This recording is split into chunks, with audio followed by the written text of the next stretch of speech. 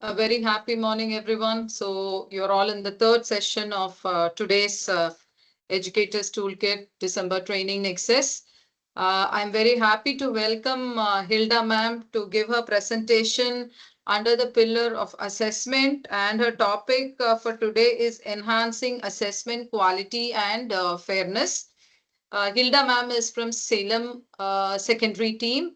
Hilda ma'am, without further delay, I would like to take you to your session. So you can start with your session. Just check if you can share it, ma'am.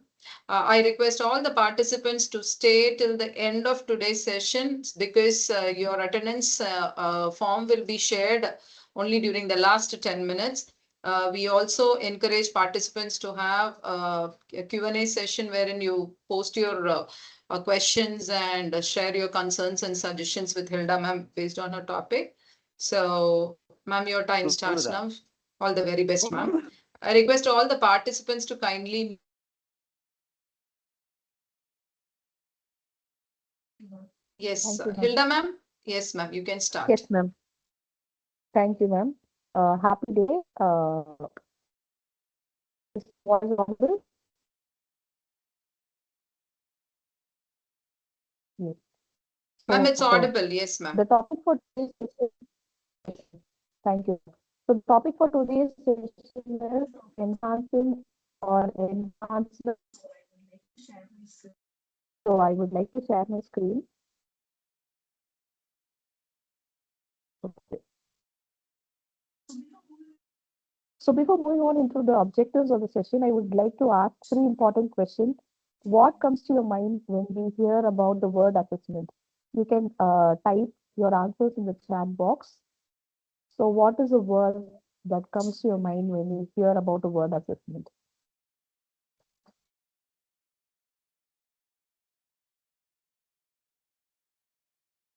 You can also unmute yourself and talk about the first question. So, when the word assessment comes to your mind, what could be the reflection of the word?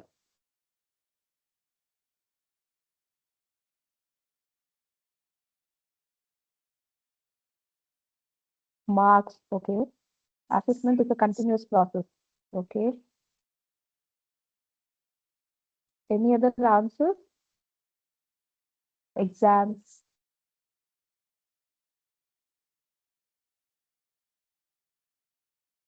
So, as mentioned by a few teachers, yes, it is a systematic process of gathering information. Nowadays, we started using the word about The first, knowledge, yeah, skills, first. and understanding. So, it is about students learning through various methods. So, we are having various methods or strategies to test them, like a formative assessment, summative assessment, and also we are having diagnostic assessment. Sometimes our assessment might be formal, sometimes informal. Okay. So this is about a brief understanding of the word assessment. So next, moving on to the next question, where do we go wrong exactly when we design an assessment? Sometimes we design an assessment and students might not be able to take up it and we go for reassessment. So where is the mistake or where do we go wrong exactly when we design an assessment? You can type your answers in the chat box. I want you all to participate. So kindly just text few words about, or you can type a points of where exactly we go wrong when we design assessment.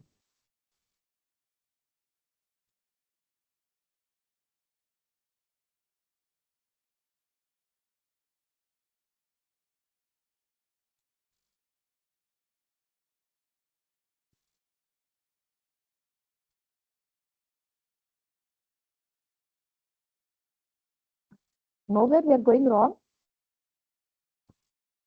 Sometimes we go wrong when we design an assessment, right? So you can share your views on it.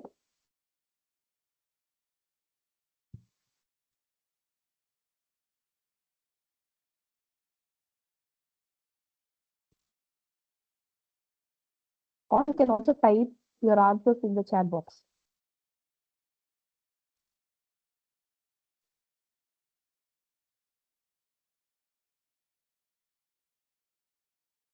So I hope we are all designing a perfect assessment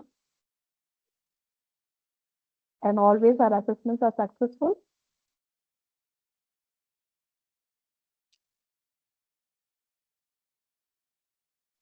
Yes. Okay. So sometimes there are some Hilda ma'am, errors there in the are quite assessment a few responses, Hilda ma'am. in Some the of them chat have box. mentioned, Hilda ma'am. Yes, ma'am. So the Yes, ma'am. responses were like assessment not happening in entire learning process, differential ability of students, and because of inclusive Okay. classrooms, and things like learning reflection and differentiated assessment. So there are quite a few responses, ma'am. Yeah. Okay. Thank you so much, ma'am. Yes, I do agree. Assessment is not happening in an entire learning process sometimes, and differential ability of the students. We have a diverse learning classroom environment. Sometimes that can also be a failure for the success, or it can be a hurdle for the assessment success. And the last point is how to enhance the assessment practices. How can we enhance the assessment practice? So we have discussed about the failure strategy, somewhere we are going wrong. And now how are we going to enhance it?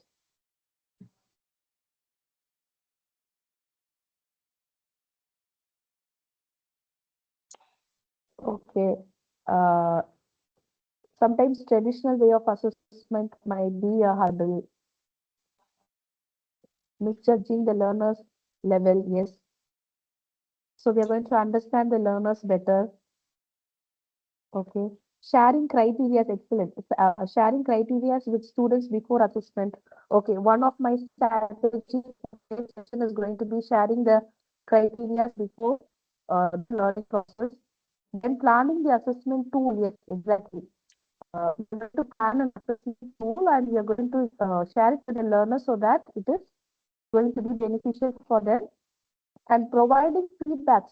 So these are some of the strategies to enhance the assessment practice. Okay, so I think these points would have been reflected into your thinking when we talk about the invalid assessment, poor assessment design, poor content coverage. Sometimes we'll have a vast content, and during our assessment, the half of the content will not be covered. And creating unclear marking scheme is often a failure for the assessment strategy.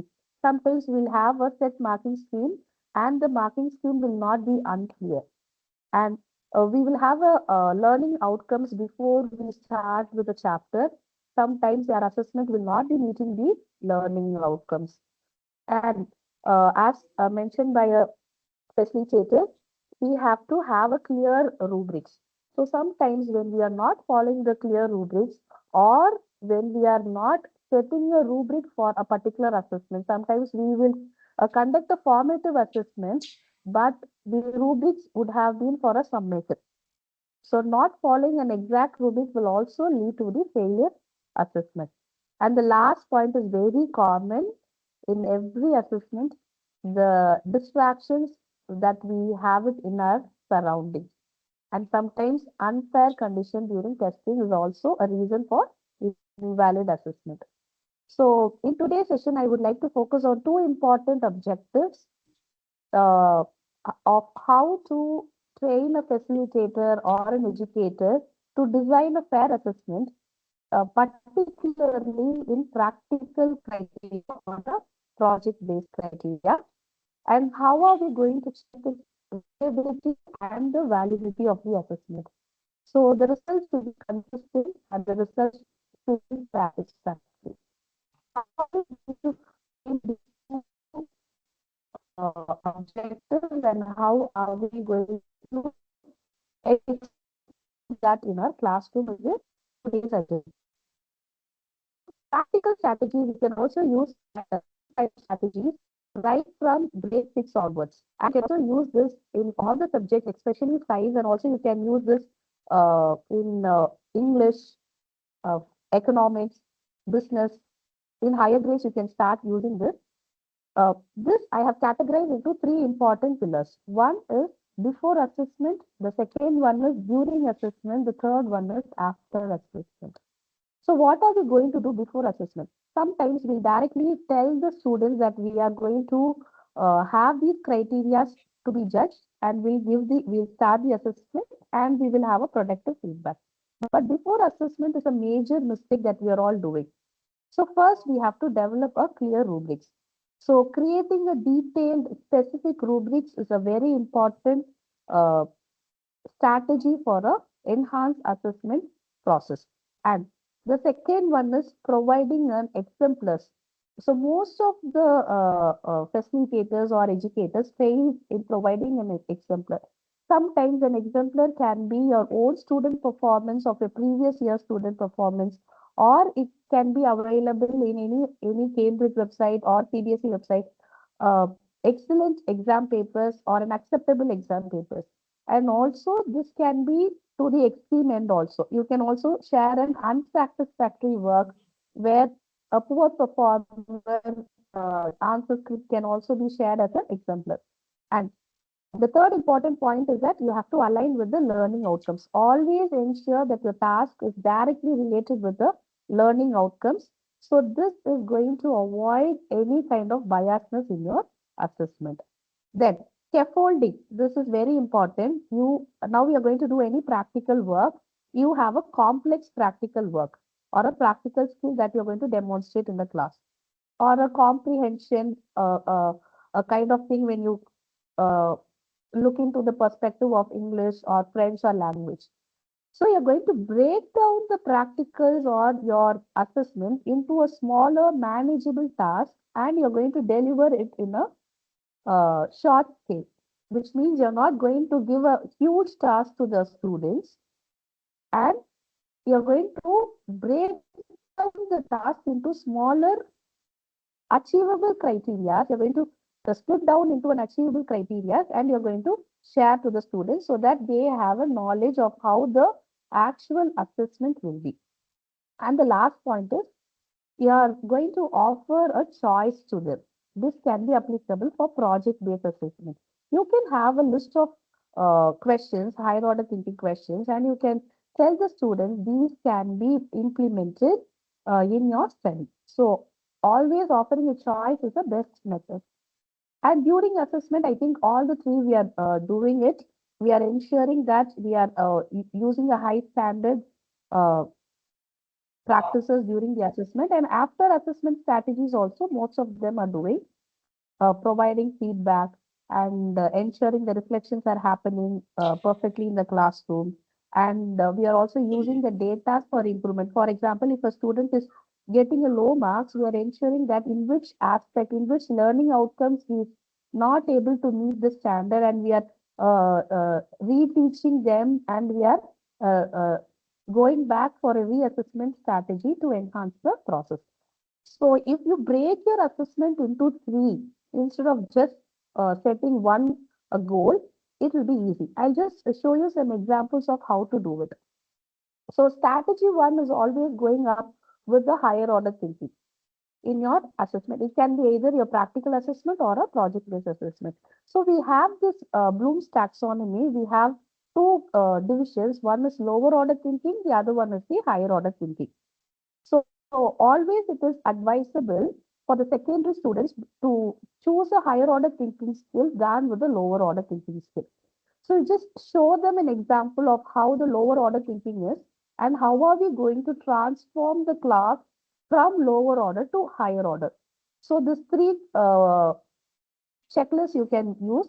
One is to analyze and evaluate. The third one is to create. One example I have taken from biology. You can use your own subjects to understand this process. So the question is, draw a simple diagram of the process of osmosis is a lower order thinking, where every student will use a criteria to draw the process, where from the lower order we are going to analyze, evaluate, and create a question, and we are moving from the lower order thinking to the higher order thinking, where the student will be able to identify the difference between the same process which is happening in a plant, and the student will also be able to evaluate the same process which is happening in the animal cell as well. Here also, you can give a room for justification. So how are we going to justify the process and compare the same principle in a plant cell versus a animal cell? So this one example you can use in your practicals, or you can use in your classroom activities also, and give them a simple lower order question and ask the students to frame their own higher order question where they can compare two different strategies and identify the uh, thinking. And coming to the next question is, always use the higher order prompt. For example, how are we going to modify a simple protocol into a complex one? So just give them an example of how the simple protocol, stepwise protocols are given, and how are they going to modify the variables so that they can connect with the principle. So this prompts, later they will be sharing the PPT with you. So you can take these prompts and you can design your own experiments. So a lot of AI tools are there. You just have to give your learning outcomes and your prompt. The tool will decide you a checklist of what you're going to do for the practical assessment, pre-assessment, and the post-assessment. And it will give you, you can follow that in your class. One checklist I would like to give you here. So practical task redesign checklist is here. So whenever you do a task or when you assign a task in the class, just ask a question whether it is a reasoning task or is just a simple procedure. Is my task connected with the real world problems? Are am I taking the process and am I able to connect it with the real world scenario? And always these three things has to be kept in mind: analyzing, evaluating, and creating, from lower order to higher order. So one simple example I have mentioned here. This is a very basic test that we do it in science. Test for starch in leaf. So a student will come to the laboratory and they will take any kind of leaf and they will test for starch. Sometimes, if the results are not expected to be what is the expected outcome, how are they going to validate their errors in the experiment? So just give a room for them to think. So what are the possibilities? It can be a two possibilities or it can be a three possibilities. Just give a room for them to think. And how am I going to reflect on my errors and what are the implications of these errors in my study? So whenever you design your checklist or when you design a assessment paper, you just add these points. Sometimes it is possible to get an unexpected results. So if so, how am I going to validate on my errors and what are the implications of those things in my study? So this is just a sample question I have given. You can also implement this in your own subject. And coming to this checklist, I have got this checklist in an AI tool. You can also do that for your subject. You just type your learning objective and the task for the assessment. So they will give you a checklist. For example, this is a biological diagram checklist and it is connected with microscopy. Usually, students will start this skill from grade 6 onwards, and the assessment will be happening from grade 6 onwards. And 11th grade practicals, in 11th grade biology practicals, this is a very important skill that they have to perform. So when they start from grade 6 onwards, when they know what skill I should attain for a biological diagram, how am I supposed to approach microscopy? They will definitely get a very good score in the 11th exam. For example, a student should know how to draw a clear diagram with a clear, unbroken line. You just give this checklist to the student and ask them to check whether their diagrams are clear, clean, and there should not be any shading. If so, they will tick across this achievement column. If not, the teacher will write a note where they have gone wrong. And the next point is the structured in a correct proportion. Some students will not be able to draw the structures in correct proportion or mimic a exact diagram. So give a checklist like this. Then, are my diagrams having a label? So according to Cambridge criteria, the label should not be having a arrowhead. So just give them this and ask them whether this is being followed. If not, you can give a note on it. And are they able to identify the structures? Where is the positioning of the xylem or where is the positioning of the phloem? So these skills, this I have given as an example only. You can use this for your own classroom as well. Are they using pencil? This is a magnification mark, which means these are the marking criteria which a Cambridge examiner will be expecting when they evaluate their diagrams in their exam. So if you're giving a checklist like this, definitely they will have a 100% confidence to approach for the exams, and they will be having uh, a criteria of ensuring that they have followed or they are just up to the mark when they appear for the final assessment. So this is also another strategy where you can use this for all the sciences. This is called as pre-lab familiarization sheet, where you have a checklist of whether what objective they are going to do in the experiment, what is the objective of the experiment, what are the apparatus that they are going to do in that particular experiment, and listing out the safety precaution is a very mandate and it carries marks. Key steps, what are the order that we are going to do. So if you are giving this sheet before they come for the actual practicals, definitely their skills will be enhanced and you can clearly see a differential uh, scoring in their assessment. And the important one is common mistakes that they have to avoid. So each student will write their own mistakes that they have to avoid, they have to avoid. And at the end, you can give a feedback on that particular experiment. What are the common mistakes that you are going to face during the experiment and how are we going to avoid that? And sometimes you can also have the last question. So if my variables are going to be changed, how it is going to affect my experiment? So usually they will give three different variables in the practical session, independent variable, dependent variable, control and constant variable. If I'm going to change a variable and what will be my uh, experimental criteria if the variables are changed. So these kind of pre-lab sheets can be given to the student before they come to the actual laboratory session to have a higher knowledge or higher thinking capacity of what exactly they are doing. So this will also enhance your skill. In 2 hours practical session, the students will be finding it easier to carry on the steps without any kind of hindrance, and they will also be knowing what are the safety precautions that they have to take care when they are doing the experiment.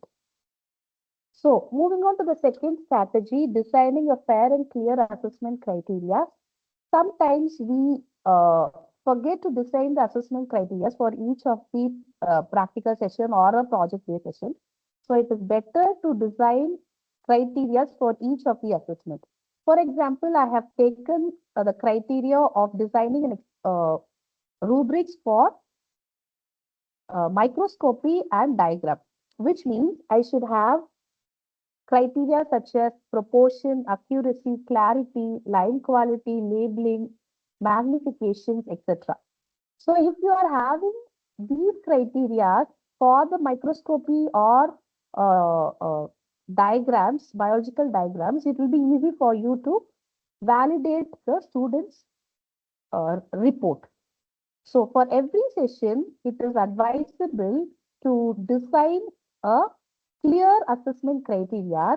And also, if you share, one of the facilitator has shared this point in chat box, giving the rubrics before they start their assessment is very important. Most of us fail doing this. So if you're giving a rubrics for every assessment, it can be a formative assessment, it can be a pen paper test, or it can be a a discussion, if you share the rubric, this is how I'm going to mark your paper, or this is how I'm going to mark your uh, practical session or your project, it will be easy for the students to understand the criteria and work on it. So the second strategy is always designing a fair and fair assessment criteria. So this strategy I got from a web page. So sometimes when we do this physics experiment, right? So we create everything perfectly and we give it to the students and we'll ask them to perform the experiment. So instead of doing that, so if you create curiosity in student how the things is working, you can set a wrong circuit, a wrong flow of circuit, or you can fix the error in that, and you can give it to the student and ask them to identify the fault. So these kind of strategies will create curiosity and it will create a active learning opportunity in the class where you're converting the common weaknesses into a learning opportunity. So students will be able to identify the error that you have given and the student will be able to rectify it. The same error the student will not be doing it during the actual practicals. And sometimes in chemistry also you can do this. You can give combinations of salt and you can ask the student to test the analysis for different salt and come out with a mistake that is being assigned to them. So when you do all these things, you're just igniting the curiosity among the students, and also you're thinking, or you're creating an active learning opportunity for them, and the student will also be learning to how to fix the error. So in case during an examination, if the error is being faced by a student, the student will also be able to fix up the error and perform the experiment in a smooth flow. So how are we going to use this in the class? So as discussed earlier, always have a rubrics and share the rubrics to the students irrespective of any kind of assessment. It can be a practical project or a simple pen paper or a formative or summative. And the second one, which always gives you a success, is sharing the exemplar sample papers or a diagrams. You just share a poor diagram or a good diagram or a paper which has lot of errors, but stick on to your learning objective. Don't be so wide. You just be very narrow or specific to the learning objective. According to your learning objective, you share a common error paper where the students are making lot of mistakes and tell them these are the common errors that is been happening when you approach this objective. Please don't repeat this again. And the third point is you can ask a student to access the papers, or you can access the papers and give a correct feedback is very important, and you have to record the feedback. That is most important. So whatever the student is doing, so we'll have around 6 to 8 months, or for projects it might be a 10-month project or it can be a year project. So when you record the mistakes that a student is making and when you give a prompt feedback, so this is going to definitely enhance the overall outcomes. So the outcome of the presentation or the topic that we are going to see is that we have already looking is that how the student will first develop a deep understanding. So as discussed earlier, from lower order, just give a lower order question and ask them how this question can be transformed into higher order. What skills the students need? Creative skill or a critical thinking skill or an active learning strategies in the classroom. Enhance the skill and also promote a valid discussions in the class and support them how this objectives can be interlinked across different disciplines. How are we going to approach a different questions when this lower order skill is being transformed to higher order thinking? And always a fair assessment should have clarity, and you have to be very clear in what you're going to assess, and it should have a consistency. It should not be changing in between. If you are setting a rubric, you have to follow the same rubric till the end. You cannot look into the outcomes and change the rubric. And also the marking scheme is very important. Setting a clear marking scheme, the environment, as we discussed earlier, what kind of environment the student is taking the assessment is very important. The environment should be safe. It should be ambient for the student to perform the test. So these kind of strategies you can either use for the project-based assessment, and also you can use for the hands-on or practical-based assessment. So any questions you have, you can share now. You can type your questions, or you can unmute yourself and you can ask questions. That was a clear-cut presentation by Hilda ma'am. Thank you so much, Hilda ma'am. Thank you, ma'am.